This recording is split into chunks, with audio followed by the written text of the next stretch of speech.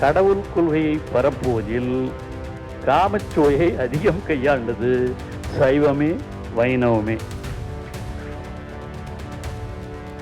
இதான் தலைப்பு. சைவமா வைணவமா காமச்சுவையை பரப்புவதில். இந்த மகளிர்லாம் கொஞ்சம் பேர் இருக்காங்க, இல்லைன்னா நம்ம சொல்லிருப்போம். ஆனா அதுக்கு மகளிருக்கே நிறைய டிக்கெட் கொடுத்து வர வச்சிருந்தார் ராமகிருஷ்ணன். அதுல ஒரு இடத்துல சொல்லுவோம், சொல்லாம ராமகிருஷ்ணன்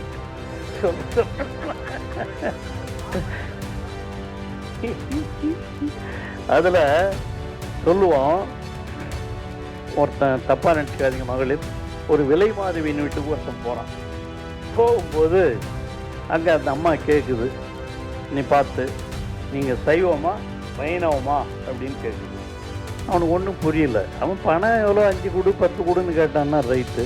என்னடா இங்கே வந்திருக்கிறோம் நாம ஒரு விலை மாத வீட்டுக்கு, நம்மளை சைவமா வைணவமான்னு கேட்குறாங்க அப்படின்னு கேட்டான். அந்த அம்மா சொல்லிச்சான், என்னம்மா ஒன்றும் புரியலையே அப்படின்ட்டான்.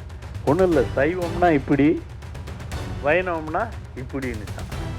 ஒன்றும் புரியல. சைவம்னா இப்படி வைணவம்னா இப்படி. ஒன்றும் புரியல. என்னவா சொல்கிற, இதுன்னா அது சைவம் இது தானே, அதில் என்ன இருக்குது அப்படின்னா. இல்லை, சைவம்னா படுத்துக்கிறது, வைணவம்னா நின்றுன்னு இருக்கு. நின்னுங்கன்னா 5 படுத்தா 10 தான்.